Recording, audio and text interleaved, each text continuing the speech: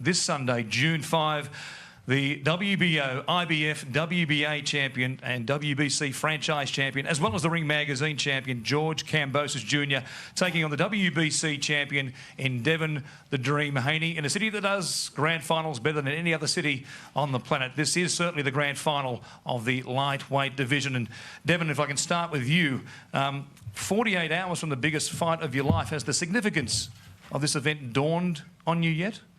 First off, I want to, thank God, thank Allah, my team, Top Rank, Ludabella, Bob Arum, ESPN, all the media that came out today. Yeah, this is the biggest stage, but this is something that I dreamed of. I knew that one day I would be here.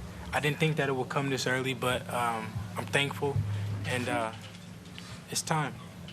George has called you a rat, a snitch, an informant. Have the mind games affected your preparation? No, I knew that, coming in, I knew that he was going to try anything that he can to throw me off my game and, get me unfocused. But no matter what, he can say what he want to say. I'm going to do what I'm going to do regardless when we step into that ring, and I will come out victorious by any means. You have sacrificed a lot to be here. It's well known. Your father, of course, is back watching this from Las Vegas as we speak.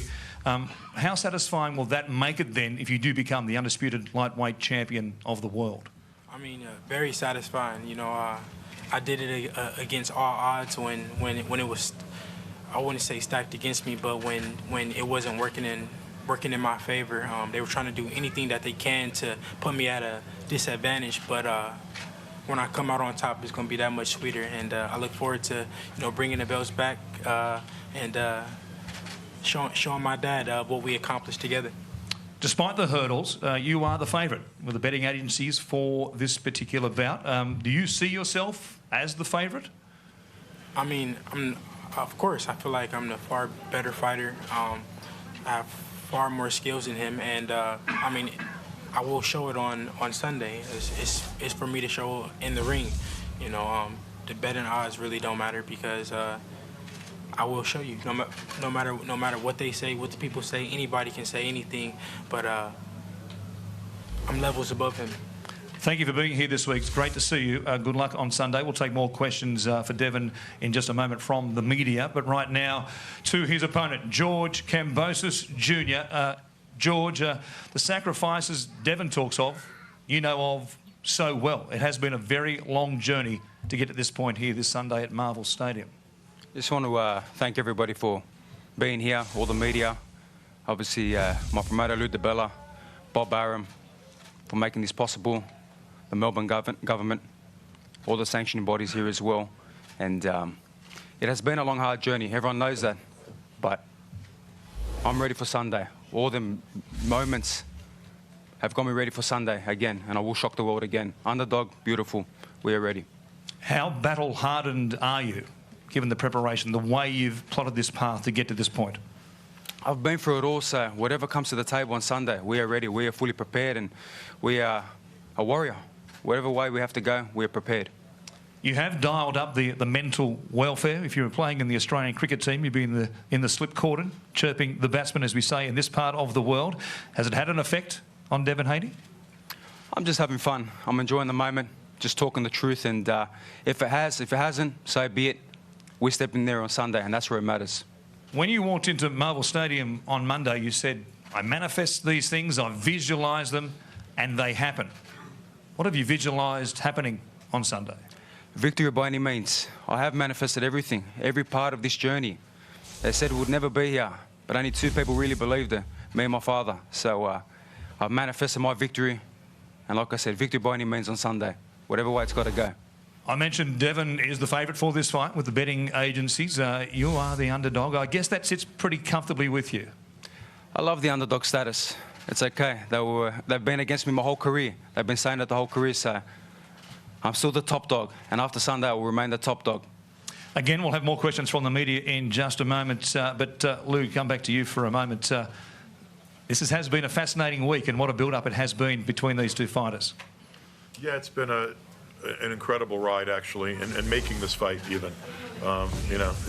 From George's victory against Teofimo to making another deal and then having to start from scratch on a very strict time deadline because, you know, an AFL game was actually moved to open Marvel Stadium for this event.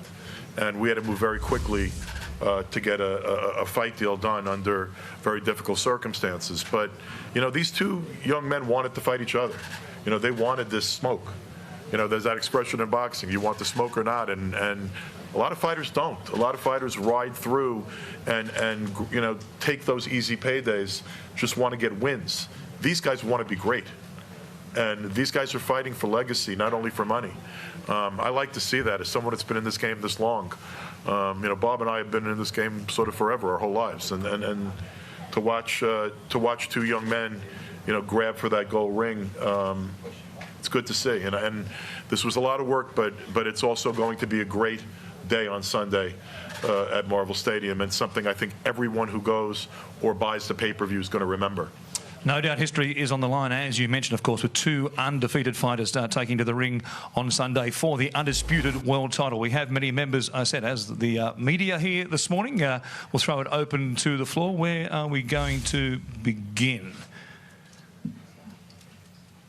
Yes. Question for Bob. Australian Boxing Central here. First of all, thank you. Microphone. Hi, Bob. First of all, thank you so much for joining us. It's an honour to have you here in Melbourne. We really appreciate it. Just wanted to know, in your opinion, where you think this fight lands both fighters in the pound-for-pound rankings. Well, I'd be able to answer that question a lot better on late Sunday afternoon after the fight takes place. But I expect a really good fight, and that's obviously, if this fight is to be remembered as the big fight that we all hope that it is, that will depend on the fighters and depend on what happens on Sunday. I'm optimistic that this will be a tremendous battle.